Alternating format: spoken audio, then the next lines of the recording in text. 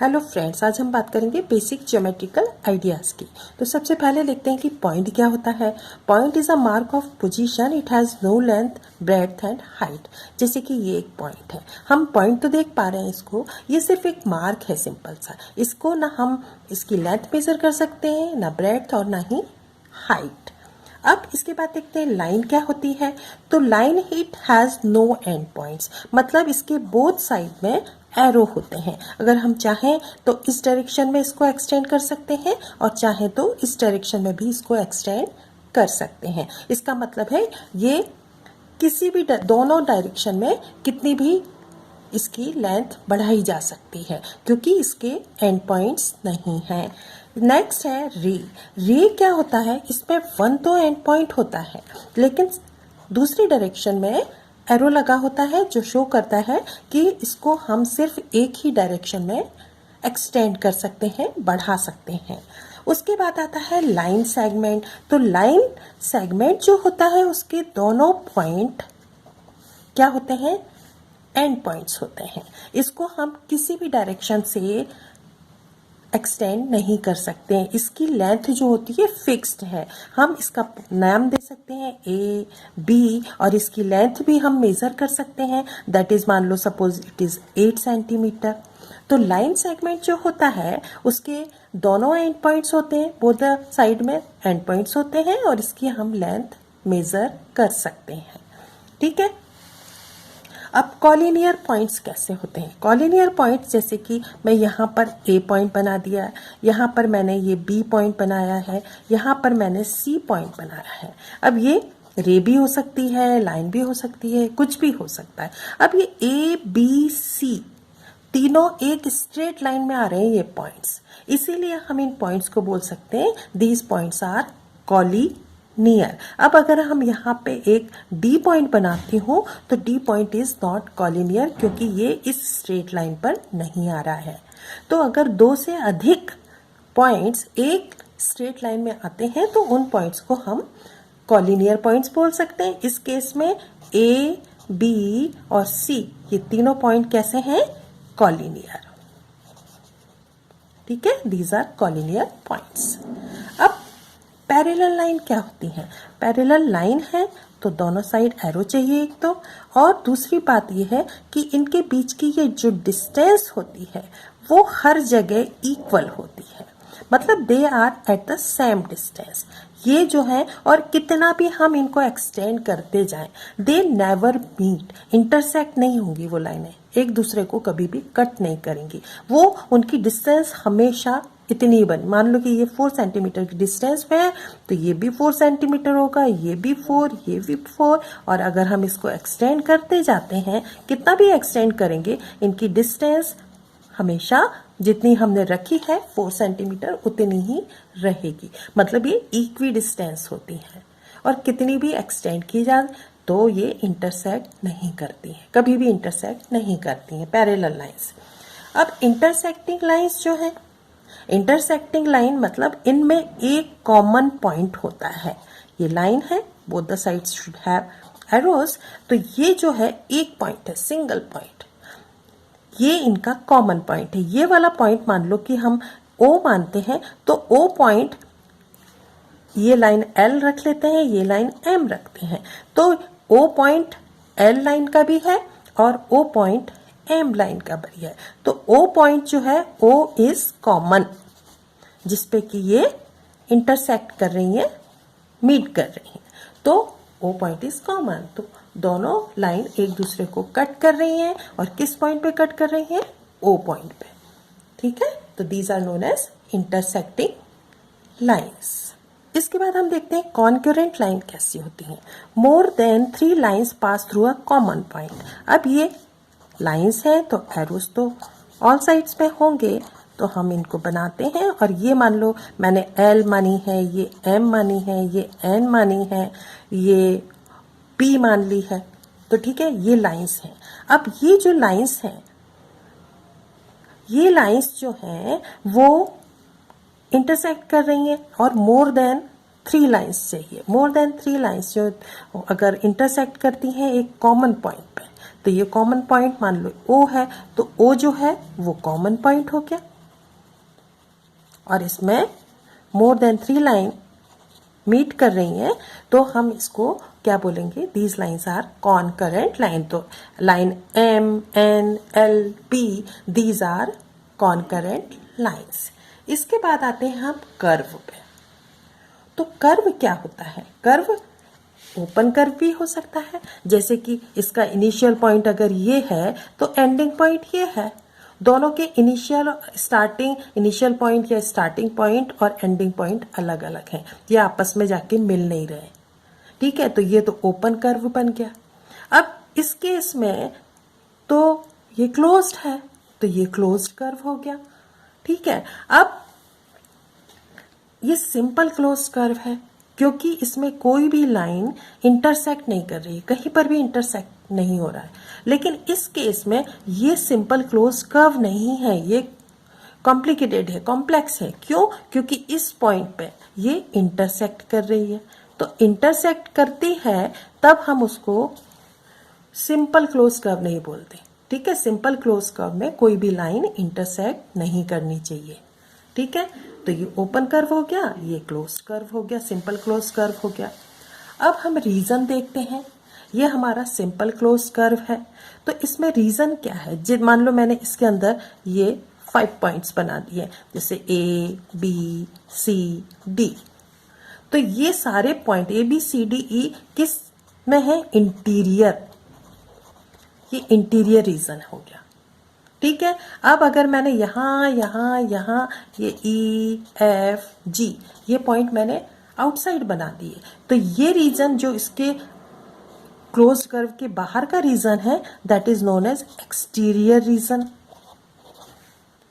ठीक है, और अगर कोई पॉइंट मैंने यहां बना दिया एम और ये बना दिया एन, तो ये क्या है, ऑन द बाउंड्री है ये। तो इंटीरियर और बाउंड्री दोनों को मिला के बोलते हैं इसका रीजन। ये इसका रीजन हो गया। तो रीजन क्या हो गया, जिसमें बाउंड्री भी आ गई और ये भी आ गई, ये दोनों प्लस हो जाते हैं, तो ये इंटीरियर और बाउंड्री दोनों मिला के इसको हम बोलते हैं रीजन। इसका रीजन हो गया, कर्व का रीजन हो गया। ठीक है, तो इंटीरियर मतलब अंदर का हिस्सा, अंदर का एरिया, एक्सटीरियर मतलब उस क्लोज कर्व के बाहर का एरिया, और ऑन द कर्व जो है वो जो कर्व के बाउंड्री के ऊपर है। अब हम बात करेंगे पॉलीगॉन्स की। पॉलीगॉन्स क्या होते हैं, polygon is a closed figure bounded by line segment. इसमें लाइन सेगमेंट है, जैसे अगर हम नाम लिखते हैं ए बी सी डी ई, ठीक है, तो ये कितने लाइन सेगमेंट है, एक ए बी लाइन सेगमेंट है, दूसरा बी सी लाइन सेगमेंट, तीसरा सी डी, फिर डी ई, फिर ई ए। तो कितने लाइन सेगमेंट हो गए इसमें, ये ए बी एक लाइन सेगमेंट है, फिर सी बी सी एक लाइन सेगमेंट है, फिर सी डी एक लाइन सेगमेंट है, देन डी ई एक लाइन सेगमेंट है, उसके बाद ई ए एक लाइन। तो 5 लाइन सेगमेंट से ये हमारा एक क्लोज्ड फिगर है जो 5 लाइन सेगमेंट से बना है। तो इसको हम क्या बोलेंगे, पॉलीगॉन। ठीक है, अब इस पॉलीगॉन में कितनी साइड है, साइड है इसकी 5 साइड्स है। ठीक है, एंगल्स कितने हैं, एंगल्स देखो, 1 angle, 2 angle, 3 angle, 4 angle, 5 angle. तो एंगल्स कितने हैं, 5 एंगल्स हैं। ठीक है, वर्टिसेस कौन से हैं, ये वर्टिसेस, ये कौन है, जहां पे कि कॉमन पॉइंट होता है दोनों का, 2 साइड्स का कॉमन पॉइंट। तो ये वर्टिस एक हो गया आपका ई, फिर है आपका डी, फिर है आपका सी बी ए। तो ये वर्टिसेस हो गए। अगर सिंगल होता है तो हम उसको वर्टेक्स बोलते हैं, अगर एक से ज्यादा होता है तो हम उसको वर्टिसेस बोलते हैं। ठीक है, तो ये इसके वर्टिसेस हो गए, ई डी सी बी ए। ठीक है, अगर एक ही एक की बात करेंगे तो हम उसको वर्टेक्स बोल सकते हैं, लेकिन एक से ज्यादा की बात करते हैं तो हम उसको वर्टिसेस बोलते हैं। Point of intersection of 2 sides, जहां पे 2 साइड्स मिलती हैं, इंटरसेक्शन का पॉइंट, मीटिंग पॉइंट। ठीक है, अब है एडजेसेंट साइड्स। अब इसमें एडजेसेंट साइड्स कौन सी होंगी? एडजेसेंट मतलब ये वाली साइड और ये वाली साइड, ये है एडजेसेंट साइड। मतलब इसमें क्या हो गया, ए ई और ई डी। एडजेसेंट साइड कौन सी हो गई? ए ई और ई डी, ये है एडजेसेंट साइड्स। दूसरा पेयर अगर हम देखें तो ये साइड और ये साइड, मतलब ई डी और D C, E D and D C, ये हो गया पेयर। फिर इसकी एडजेसेंट कौन सी है? ये। तो आपका हो गया सी डी, एडजेसेंट किसकी हो गई है? सी बी के। फिर बी ए, ये एडजेसेंट हो गई है हमारी ए ई के। तो ऐसे ये साइड इसकी एडजेसेंट, ये साइड इसकी एडजेसेंट, ये साइड इसकी, ये इसकी और ये इसकी, मतलब एक के बाद जो कनेक्टेड है, जिनमें की एक कॉमन पॉइंट है। ठीक है, तो जो कॉमन पॉइंट आता है वो दोनों साइड क्या बोली जाती है? एडजेसेंट। तो ये दोनों एडजेसेंट, ये दोनों एडजेसेंट, ये दोनों एडजेसेंट, ये दोनों एडजेसेंट, ये दोनों एडजेसेंट। ठीक है, एडजेसेंट एंगल भी हो सकते हैं, जैसे कि ये वाला एंगल इसका एडजेसेंट है, ये वाला एंगल इसका एडजेसेंट है, ये इसका एडजेसेंट, ये इसका एडजेसेंट। इस टाइप से एडजेसेंट एंगल भी होते हैं। अब डायगोनल क्या होता है भाई? डायगोनल अगर हम दो वर्टिसेस को ज्वाइन करते हैं, ये एक डायगोनल हो गया, ठीक है, ये भी एक डायगोनल हो गया, अपोजिट वर्टिस को हम ज्वाइन कर रहे हैं। अब अगर हम चाहें तो ये भी एक डायगोनल हो गया, चाहे तो ये भी एक डायगोनल हो गया। तो इस टाइप से डायगोनल क्या होते हैं? अपोजिट वर्टिसेस को ज्वाइन करते हैं।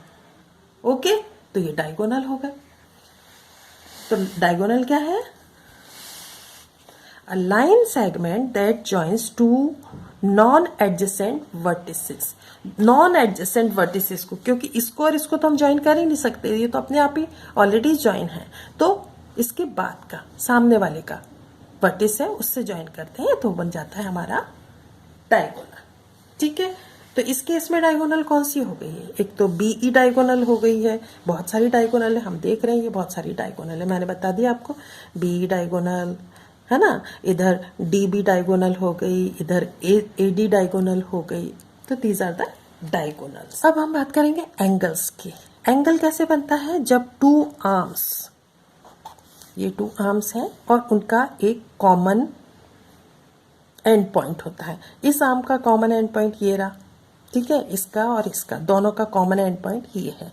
तो इस में जो एंगल बनता है, दिस इज एंगल। अब अगर हम नाम दे देते हैं, जैसे मैं इसको ए लिखती हूँ, यहाँ बी लिखती हूँ, सी लिखती हूँ, तो हम इसको शॉर्ट में लिख सकते हैं एंगल बी। अगर हम प्रॉपरली लिखना चाहते हैं तो हम इसे लिखेंगे, इसको सेंटर में लाना है हमें, हम इसको पढ़ सकते हैं ए बी सी, एंगल का साइन ये बनेगा और हम इसको लिखेंगे एंगल ए बी सी। ठीक है, अब एंगल कितने टाइप के होते हैं वो बाद में बात करेंगे। अब इसका रीज़न हम देख लेते हैं। जैसे कि अगर कोई पॉइंट है, इसके अंदर कोई पॉइंट है, मैंने दे दिया है पी क्यू आर, तो ये क्या है? इंटीरियर। ये रीज़न क्या हो गया? इंटीरियर। अगर कोई पॉइंट मैंने यहाँ ई, यहाँ एफ लिख दिया, तो ये ऑन द एंगल हो गए। ठीक है, अब अगर कोई पॉइंट बाहर दे दिया इसके, मैंने इसको दे दिया एम एन और एम, तो ये पॉइंट जो हो गए वो कहाँ हो गए? एक्सटीरियर में। तो जो बाहर के पॉइंट हैं वो एक्सटीरियर रीजन में आ गए, अंदर के पॉइंट इंटीरियर रीजन में आ गए, और जो इस बाउंड्री पे है वो ऑन द। तो ये बाउंड्री वाले और इंटीरियर वाले दोनों मिलके कैसा रीजन बनाते हैं? Angular region. Angular reason.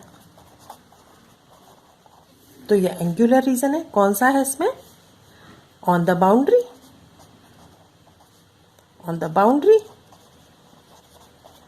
And interior.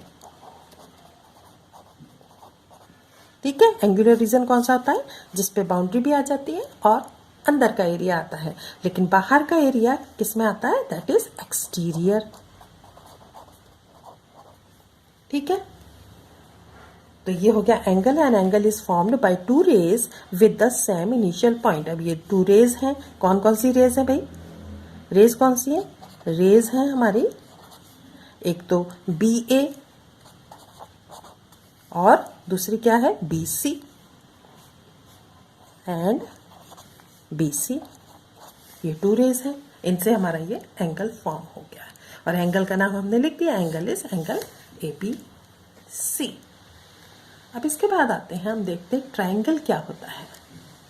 तो ट्रायंगल जो है a close figure formed by joining three non collinear points. अब इसमें मान लो ए ये है, बी ये है, सी। अब ए बी सी तीनों एक ही लाइन में नहीं है, सी एकदम अलग है। ए और बी तो एक लाइन में है बट सी अलग है, तो ये नॉन कॉलिनियर पॉइंट्स हो गए। अगर थ्री नॉन कॉलिनियर पॉइंट्स को ज्वाइन करके कोई फिगर बनता है तो वो हो गया है ट्रायंगल। इसमें थ्री साइड्स है, वन साइड, कौन कौन सी थ्री साइड्स है भाई? इसमें थ्री साइड्स है। इसके साइड्स कौन सी हैं? साइड्स हैं एक तो बी सी, फिर है आपका बी ए और फिर है ए सी। ये तीन साइड हो गई। थ्री एंगल्स भी होते हैं। एंगल्स कौन कौन से हैं? एंगल्स हैं इसके A, angle A, angle B and angle C. तीन एंगल हो गए। तो ये साइड्स, थ्री साइड्स और थ्री एंगल्स, तीनों को, ये थ्री हो गए, ये थ्री हो गए, सिक्स एलिमेंट्स ऑफ ट्रायंगल कितने हो गए? सिक्स। ठीक है, इसमें थ्री साइड्स है और थ्री एंगल्स हैं। अब इसका भी इंटीरियर एक्सटीरियर हो जाएगा। अब इसमें क्या है कि ए बी जो है, सबसे नीचे वाली साइड जो होती है, इसको हम क्या बोल देते हैं? बेस। This is base. और ये जो उसके सामने का जो एंगल होता है, इसको हम बोलते हैं, ये जो है vertical angle. This is vertical angle. ठीक है, तो बेस एंड वर्टिकल एंगल। ये इंटीरियर रीजन हो गया। ये कौन सा रीजन है? Interior of triangle. ये बाहर का रीजन है, ये एक्सटीरियर ऑफ ट्रायंगल हो गया। और इंटीरियर और ऑन द साइड्स पे जो भी होगा वो क्या हो जाएगा? Triangular region. तो ट्रायंगुलर रीजन में क्या आएगा? ट्रायंगुलर रीजन में क्या क्या आएगा? इंटीरियर आएगा और बाउंड्री पे जो भी होगा, बाउंड्री ऑफ ट्रायंगल।